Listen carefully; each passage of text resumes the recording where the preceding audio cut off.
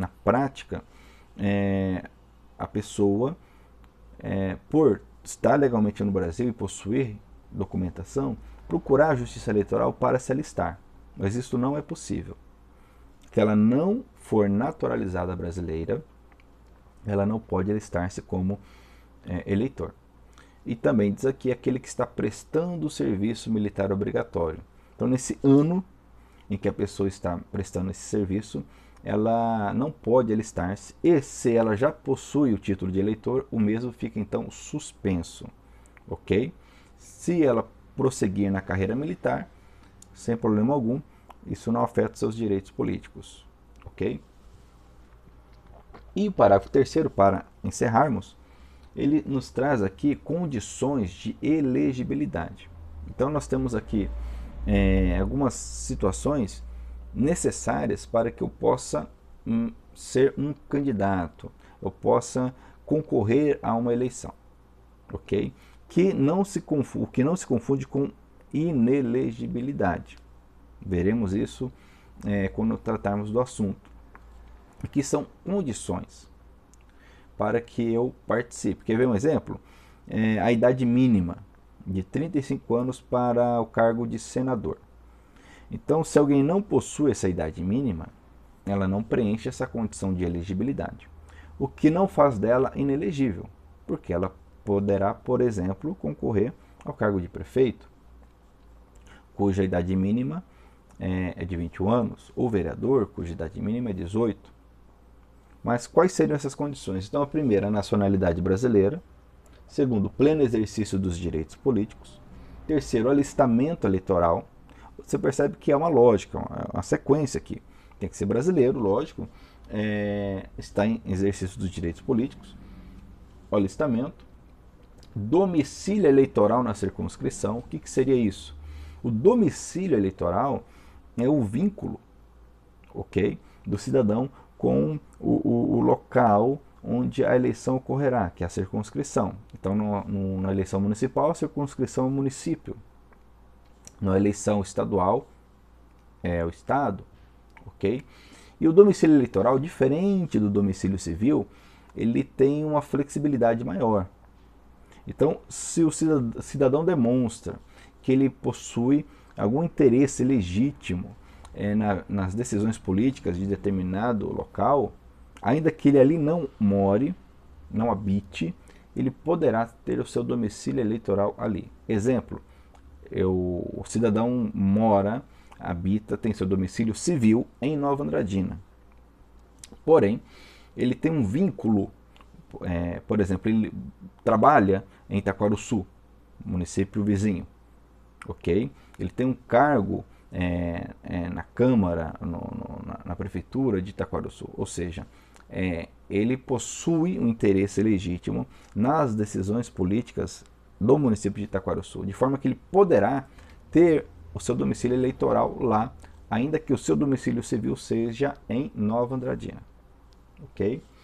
E idade mínima, como nós já falamos, eu pulei aqui, inciso 5, a filiação partidária.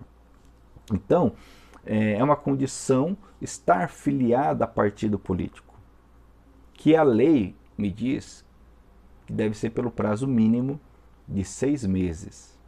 Então, é necessário, para se candidatar, estar filiado a partido político pelo prazo mínimo de 6 meses anteriores à eleição. A lei vai me dizer que o estatuto do partido até pode prever um prazo maior.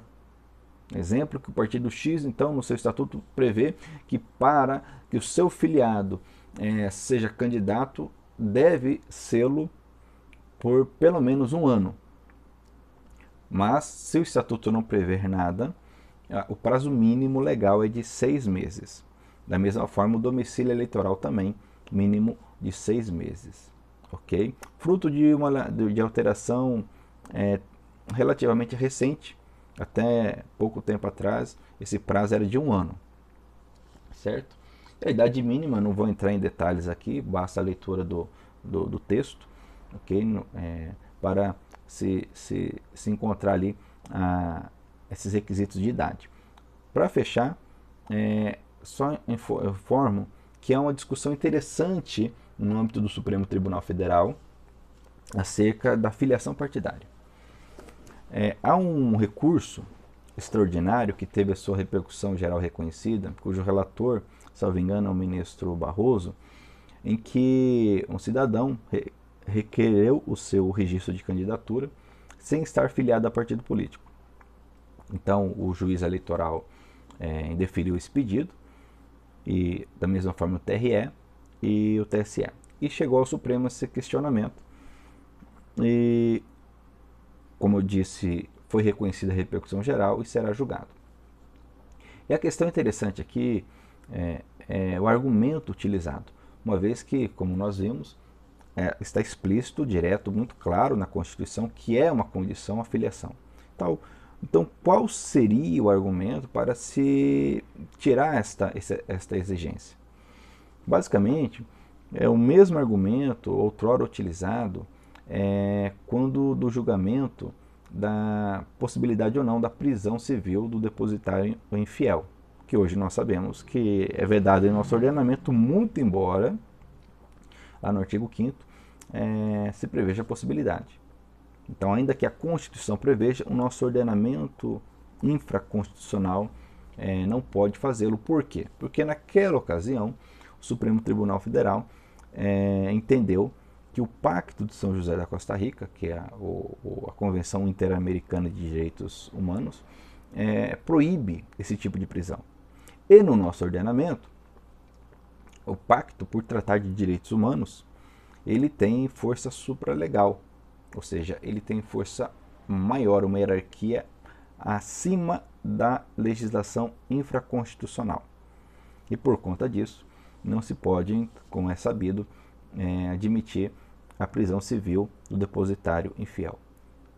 O argumento, voltando aqui para a nossa matéria, acerca da filiação passa por isto, porque no mesmo Pacto de São José da Costa Rica, no que diz respeito ao estudo do direito, da garantia, do direito político, nos é dito e garantido ali que a todos é garantida a participação na vida política, nas decisões, e não faz a exigência, no texto não há exigência da filiação partidária.